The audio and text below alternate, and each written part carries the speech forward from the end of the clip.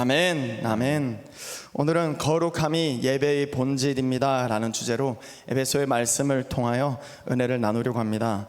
하나님을 따라 의와 진리의 거룩함으로 지으심을 받은 새 사람을 입으라. 아멘.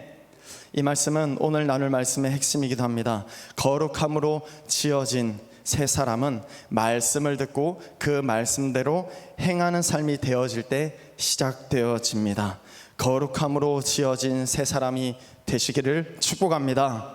그래서 쉐마 이스라엘, 이스라엘아 들어라, 쉐마 들어라 라고 이야기할 때 그 단어를 이렇게 분석해보면 그냥 우리는 한국말로 이야기하면 들어라 이스라엘아 라고 이야기하고 있으니까 그냥 듣는 것으로 끝나는 것처럼 보일 수 있지만 그 단어 하나하나를 뜯어서 해석을 해보면요, 들어라 라는 것뿐만이 아니라 바로 listen and acting이라는 단어로 조합이 되어져 있는 것을 볼 수 있게 되어집니다. 바로 이스라엘아 들어라 라고 이야기할 때는 그냥 이스라엘아 하나님의 말씀을 청종해라, 그냥 들어라 이것으로 끝나는 것이 아니라 그 말씀을 듣고 그 말씀대로 살아라 라는 의미가 내포되어져 있는 것입니다. 말씀을 거룩한 삶으로 살아내어질 때 오늘 저와 여러분의 삶은 하나님께서 기뻐하시는 거룩한 삶의 예배가 될 줄 믿습니다. 아멘. 야고보서 1장 22절 말씀에도 이렇게 기록하고 있습니다. 너희가 말씀을 행하는 자가 되고 듣기만 하여 자신을 속이는 자가 되지 말라. 아멘. 의와 진리의 거룩함으로 지으심을 받은 여러분의 삶을 축복합니다. 말씀을 삶 속에서 행하는 삶으로 말씀이 능력이 되는 삶 될지어다. 할렐루야. 사람들은 행복을 위해서 삶을 살아갑니다. 행복의 기준은 각자 다를 수 있을 것 같습니다. 돈이 기준이 될 수도 있을 것 같고요, 좋은 학교를 나오는 것, 좋은 직장에 다니는 것, 좋은 집이나 차를 가지고 있는 것, 혹은 무료한 삶의 여행을 가고 싶다는 것 등등 행복의 기준은 참 많은 것 같습니다. 그 중에서도 행복이란 단어는 가정에서 가장 많이 사용되어지지 않나라는 생각을 해보게 되어집니다. 창조 때 지어진 아담과 하와를 제외하면 모든 사람은 가정에서 태어나 가정에서 살다가 가정에서 죽습니다. 그러기에 우리 인생은 가정에서 시작되고 끝을 맺는다라고 이야기를 해도 과언은 아닌 것 같습니다. 그러기에 가장 큰 행복은 가정에서 시작되어지는 것은 아닌가라는 한번 생각을 해보게 되어지는 것이죠. 행복한 아이들은 행복한 부모와 함께 있을 때 행복해지는 것 같습니다. 남편들의 행복은 사랑스러운 그 아내의 헌신과 또 그 섬김에서 시작되는 것 같고요, 아내들의 행복은 늘 든든히 지켜주고 사랑해주는 남편으로부터 시작되는 것이 아닐까 생각해 보게 되어집니다. 부모의 행복은 자녀들이 잘 되는 것이 또한 행복이겠죠. 교회 새벽 예배 때마다 우리 성도님들 기도하실 때 그 내용들을 들어보면 가장 많은 기도가 자녀를 위한 기도가 대부분이거든요. 가정이 행복하면 모든 것이 행복해지는 것이 맞는 것 같습니다. 그런데 사람들은 가정에서의 행복의 기준도 보여지는 외적인 것들을 기준으로 삼는 경우를 참 많이 보게 되어지는 것 같습니다. 서로 사랑은 하는데 아파트를 사지 못해서, 우리가 거할 처소를 얻지 못해서 결혼을 미루는 청년들도 꽤 많습니다. 야, 너는 서로 연애한 지가 얼마나 됐는데 빨리 결혼해야지 라고 이야기하면 집을 못 사서요 아직, 이런 이야기를 굉장히 많이 듣게 되어지는 것이죠. 서로 사랑은 하는데 결혼은 하지 못하는, 사랑이 본질임에도 불구하고 보이는 무언가가 해결되어지지 않으면 행복하여질 수 없다고 여기는 것 같습니다. 여러분은 무엇이 있으면 행복해지시겠습니까? 굳은 얼굴에 아마 이 시간 하나님께 기도하면 이것들이 여러분 인생 가운데 다 주어진다라고 생각할 만한, 여러분이 생각하는 그 행복의 기준, 그것이 지금 여러분 인생 가운데 주어졌다라고 생각 한번 해보십시오. 그러면 벌써 말씀드리기 전에도 이미 웃으시는 분들이 계시는데 아마 이 행복한 미소가 자연스럽게 나올 것 같습니다. 이렇게 기도하러 왔는데 하나님 나 이거 주시면 안 돼요 라는 그 간절한 기도 제목이 뭔가 딱 응답이 되어지면 굳은 얼굴로 자연스럽게 펴지지 않을까라는 생각이 드는데요, 여러분은 무엇이 있으면 행복해지실 것 같으십니까? 사실 결혼 전에는요, 결혼만 하면 행복해질 것이다 라고 그렇게 생각되지 않으셨나요? 결혼 전 이야기죠. 별로 담임 목사님의 마음을 제가 조금 더 헤아릴 수 있을 것 같습니다. 결혼 전에는 결혼만 하면 다 행복해질 것 같은, 저 여자 아니면 저 남자를 얻기만 하면 막 세상의 모든 것을 가질 것처럼 행복한 것 같았는데, 막상 얻고 나니 여러분 어떠신지 모르겠습니다. 사람들의 행복의 기준은 어느 순간 보이는 무언가로 향해지는 것 같습니다. 그런데 성경에서는 우리에게, 그리고 그 가정에 대하여 행복하라고 권하고 있을까요? 성경에서는 무엇이라고 이야기하고 있을까요? 성경에서도 우리 가정이 행복하길 원합니다. 그런데 가정에서의 행복이 목적이 되면, 행복하기 위해서 우리는 서로가 만족이 될 만한 무언가를 외적인 것들로부터 찾게 됩니다. 그런데 그 바라던 것을 얻지 못하거나 서로에게 기대하는 것이 이루어지지 않을 때 우리는 행복보다는 상실감을 가지게 되는 것 같습니다.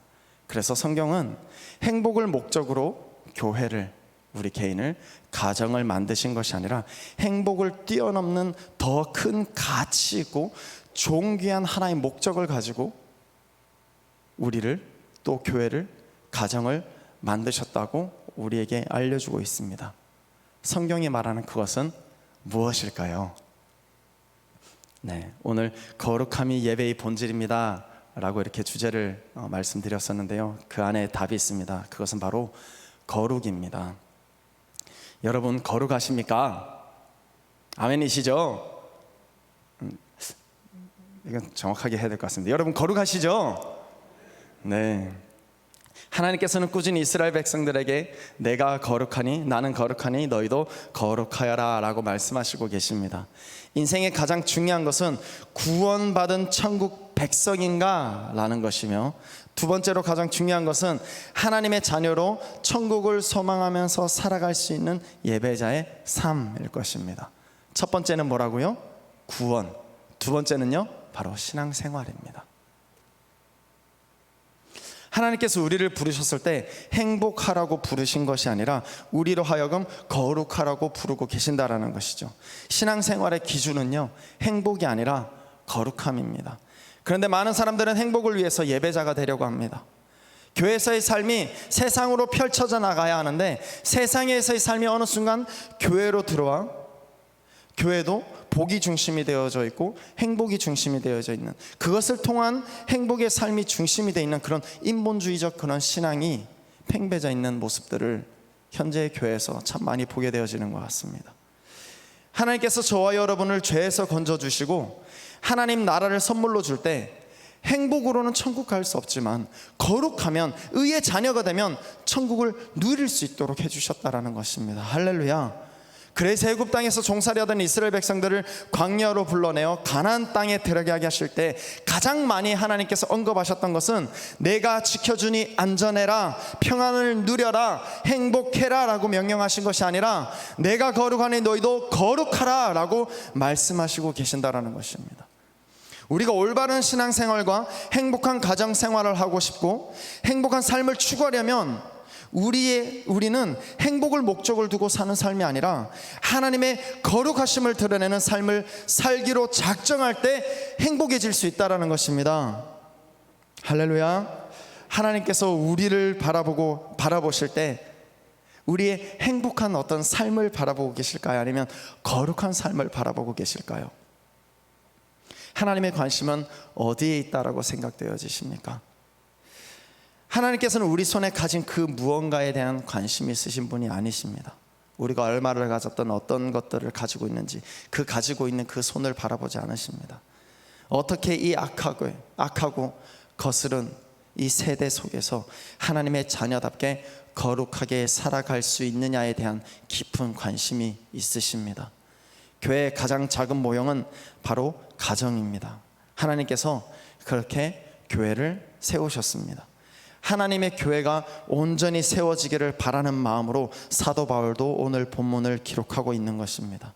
그러기에 우리는 가정에서 부모님을 통해서 태어났고 그 가정에서 자라났으며 죽어도 그 가정에서 죽게 되어질 텐데, 그 가정을 창조하신 분은 우리의 가정을 통하여 행복한 가정도 중요하겠지만 더 중요한 것은 거룩한 가정을, 교회를 만들어 가도록 창조하셨다는 사실을 기억하시면 좋겠습니다. 그래서 오늘 본문을 시작하면서 21절 말씀을 보면 먼저는 그리스도를 경외함으로 피차 복종하라 라고 가르치고 있습니다. 먼저는 그리스도를 경외함으로 피차 복종하라.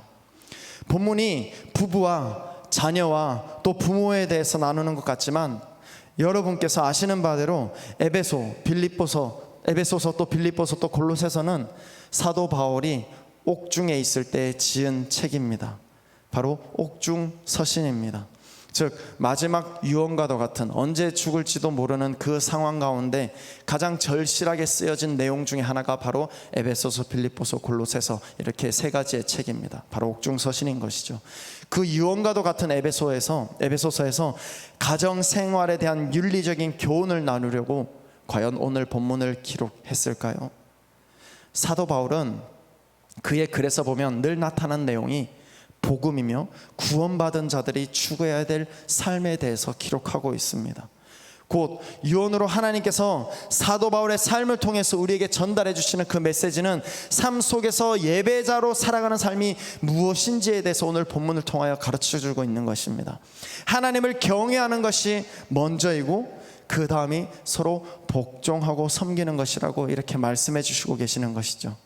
서로 복종하고 섬기는 것에 대한 기본은 서로에 대한 이해입니다. 가정에서 그리고 모든 사회에서의 관계에서의 문제가 발생했을 때 그 문제의 원인이 무엇인가를 물어보면 무엇인가 보면 대부분은 서로 간의 어떤 소통, 이해에 대한 부분이라고 말하고 있습니다. 이해를 영어로 하면 뭐죠? 네, 원래 담임 목사님의 수준이 모든 성도님들의 수준이라고 제가 알고 있는데요. 이해가 영어로 뭐죠? 네, understand이죠. 네, under는 아래에 있다라는 뜻이고요. stand는 서다라는 뜻입니다. 조합하면 understand, 이해가 되어지죠. 서로에 대한 이해는 그 상대방의 아래에서 종의 모습으로, 종으로의 모습으로 경청을 하는 것이 바로 이해라는 것입니다. 내 생각과 내 경험들이 살아있으면 상대방의 이야기를 듣고는 있지만 이해하기보다는 그냥 내가 그 밑에 서서 그냥 경청하고 듣고 있는 그것이 아니라 어느 순간 내 경험과 내 지식을 가지고 그 이야기를 듣게 되어지면 어느 순간 우리는 그것을 듣기만 하는 것이 아니라 그 듣는 것을 평가를 한다거나 판단하고 있는 모습을 자연스럽게 발견하게 되어집니다. 평안한 가정의 시작은 소통입니다. 가정에서의 소통이 참 많이 사라졌다. 그래서 가정이 행복의 요인들이 다 깨어지고 있다, 무너지고 있다라고 이야기하고 있죠. 여러분 어떤 이야기들을 집에서 나누십니까? 저도 경상도 사나이로 무뚝뚝한 남편이라 밤문나 알라들은 그냥 잘 때 자자 이렇게 딱 이렇게만 축약되지는 않습니다만 그 내용들이 이렇게 즐거웠던 내용 아니면 밖에서 어떤 행복했던 내용 이런 것들을 많이 나누기보다는 그냥 집에 대해서 그냥 그렇게 평소에 그냥 늘 물어왔던 그런 질문들만 잠깐 하고 끝나는 모습들을 이렇게 계속해서 보게 되는데요.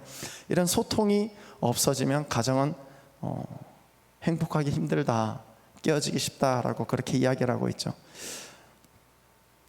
그 시작인 이 행복의 시작인 이 소통과 대화에서 기본적으로 가장 중요한 것이 무엇이냐? 그것이 바로 이해, understanding 것 같습니다.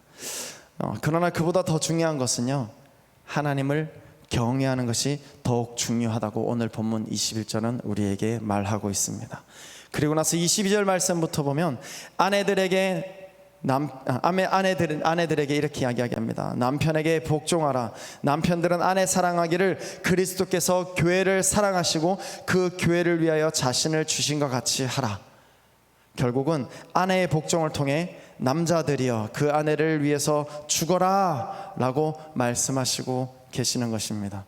저는 결혼예비학교나 어떤 연애에 대해서 상담할 때 또는 이렇게 강의가 있을 때 꾸준히 그리는 그림이 있습니다. 바로 삼각형입니다. 그냥 이렇게 삼각형, 피라미드 모양을 생각해 보면 되겠죠. 그 삼각형의 가장 위에는요 하나님이 계시고요, 그리고 오른편에는 남자, 왼편에는 여자를 그려 넣습니다. 남자와 여자가 서로 사랑하고 가까워지려면 하나님 없는 사랑은 그냥 둘만 이렇게 서로 막 사랑하기로 노력하면 그 사랑은 굉장히 이기적이며 헌신이 되지 않게 온전하지 않은 그런 사랑하는 모습들을 굉장히 많이 보게 되어집니다. 그래서 우리의 사랑의 방향은 수평적 관계에서 서로를 바라보는 것이 사랑의 시작이 아니라 삼각형의 제일 위에 꼭지점에 있는 하나님을 사랑하기로 작정할 때 우리는 더 가까워지며 서로의 모든 허물도 덮게 되어지고, 성경이 말하고 있는 하나님께서 기뻐하시고 원하시는 그 사랑으로 서로를 더 사랑하게 되어진다라는 것입니다.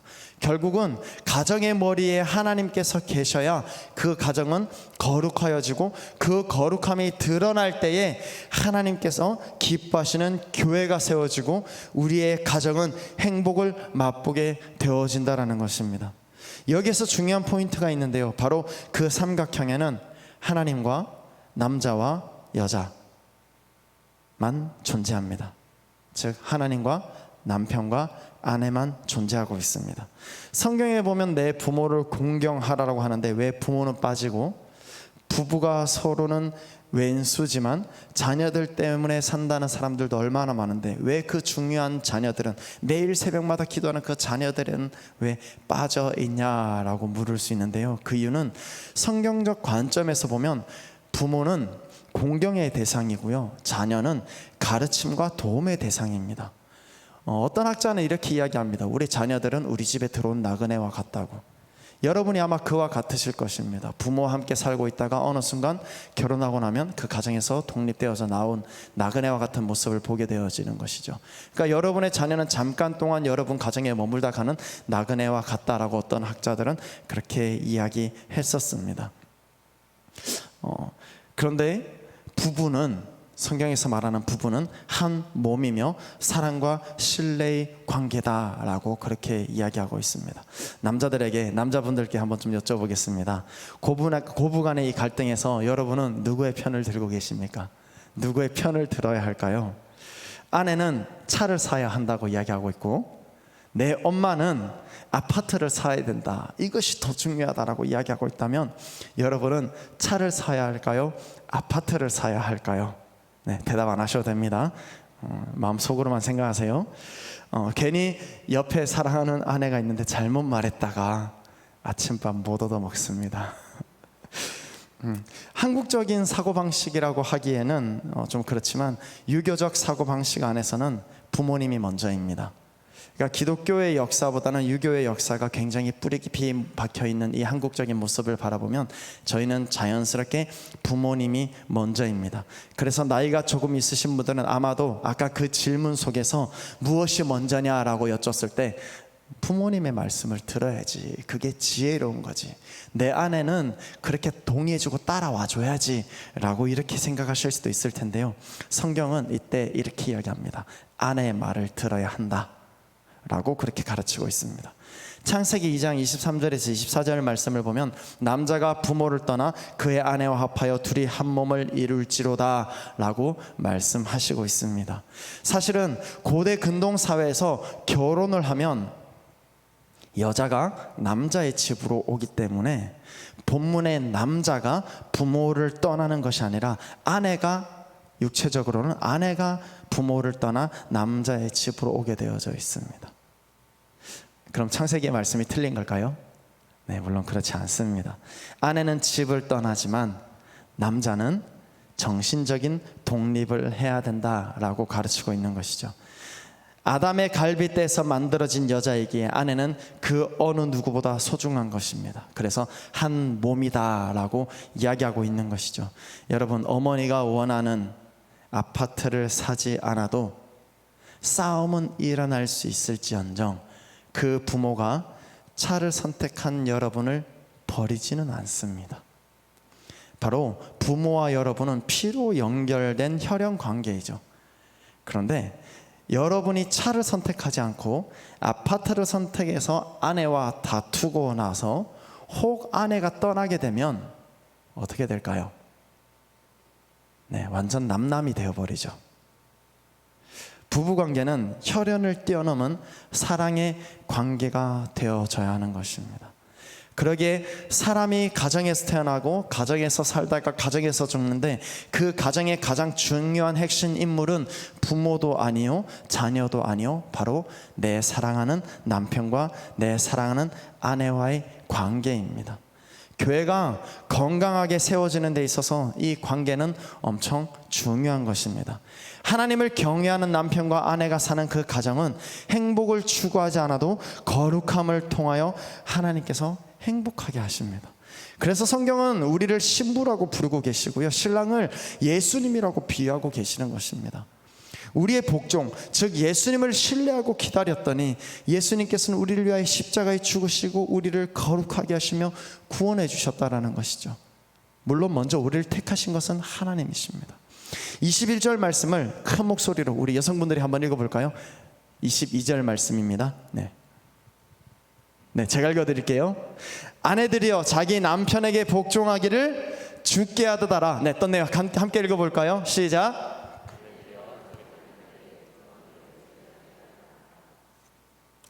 아내들에게 남편에게 복종하기를 주께 하듯 하라 하는데, 그 아내가 하나님을 업신여기고 두려워하지 않고 말씀하셔도 들을 귀가 없는 아내라면, 하나님께서 어떤 말씀을 하시더라도 그 말씀을 들을 귀가 없는 아내라면 그 아내에게 남편에게 복종하기를 주께 하라 하는 이 말씀이 그 삶 속에 어떻게 이루어질까요? 하나님을 경외할 수도 없고 모르는데. 25절 말씀을 우리 남자분들이 큰 목소리로 한번 읽어보겠습니다. 시작.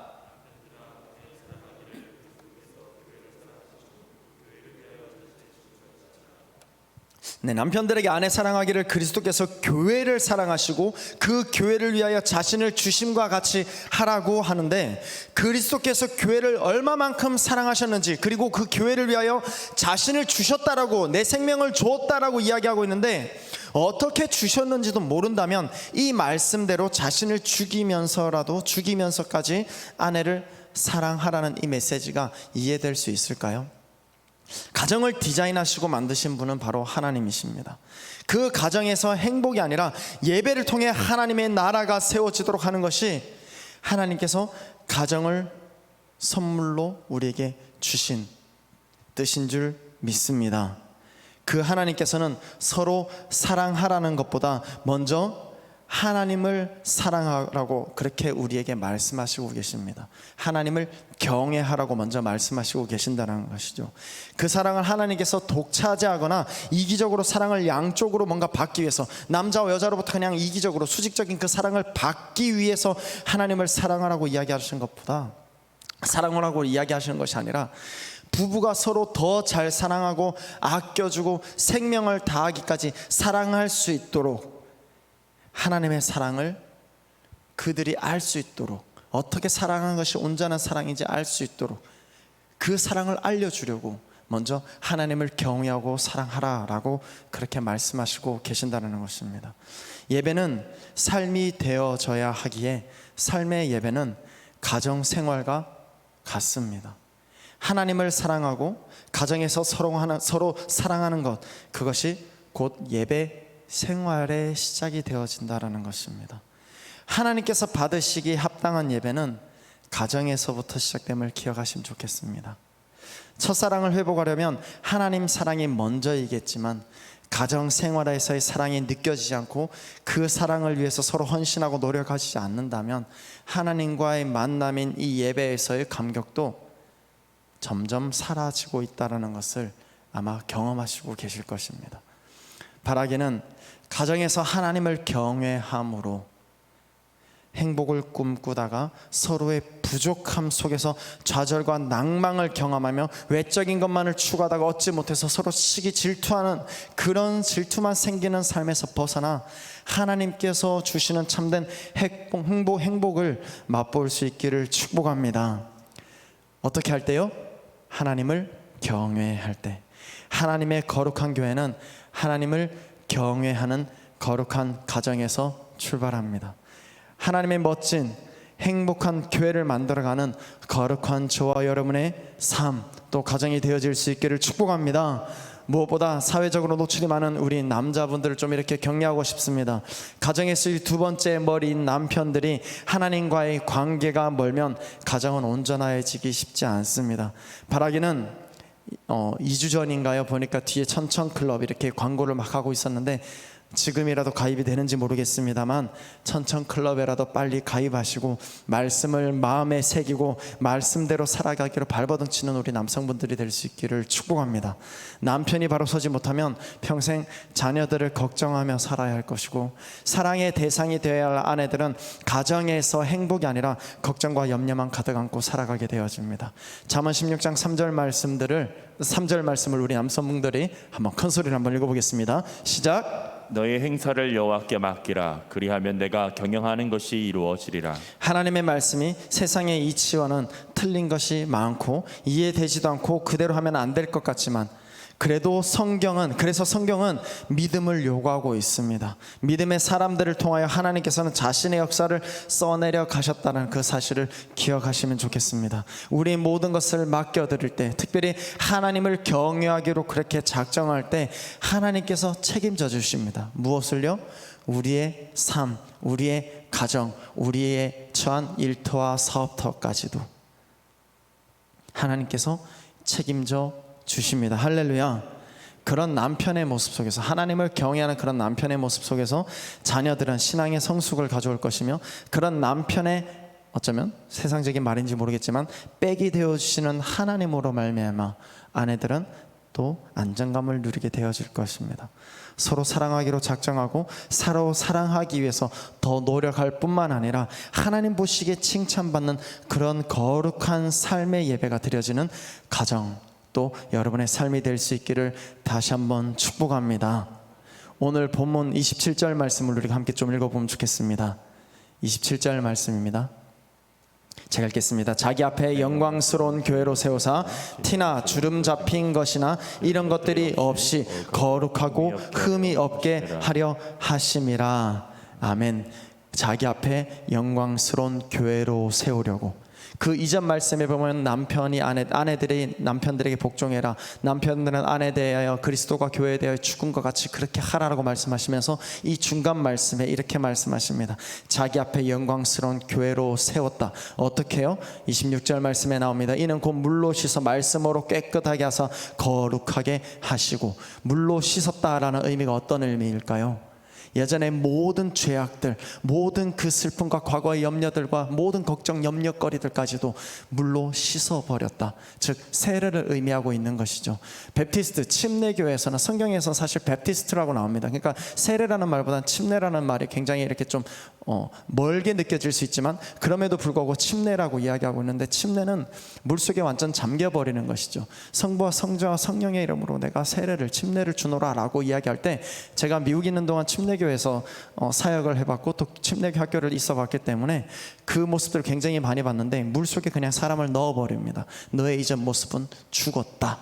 숨을 쉴 수가 없거든요, 물속에서는. 그러니까 너의 이전의 모든 것은 다 죽어버렸다. 그리고 나서 물속에서 이제 끄집어낼 때는 새 사람이 되었다. 이제는 성부와 성자와 성령의 이름으로 침례를 줬으니 이제는 하나님의 세상의 종이 아니라 이제는 하나님의 자녀로 살아라 라고 이야기하고 있는 것이죠. 그것을 통해서 말씀으로 깨끗하게 하사 거룩하게 하시고 자기 앞에 영광스러운 교회로 세웠다라고 이야기하고 있습니다. 오늘 저와 여러분은 그 거룩한 삶을 추구할 때에, 하나님께서 가장 기뻐하는 삶이 되는 줄 믿습니다. 할렐루야. 그러기에 이미 세를 받으셨고 침례를 받으셨고 그 성령 세를 받으셨다면 이제는 하나님의 자녀답게 내 삶의 어떤 이 땅에서의 행복만을 추구하면서 살아가는 삶이 아니라 하나님의 거룩하심을 두고 그 거룩하심을 쫓아 하나님을 경외하는 믿음의 삶을 통하여 삶의 예배가 더 온전하게 거룩하게 살아드려질 수 있기를 축복합니다. 이 시간 함께 기도하면서 나아가겠습니다.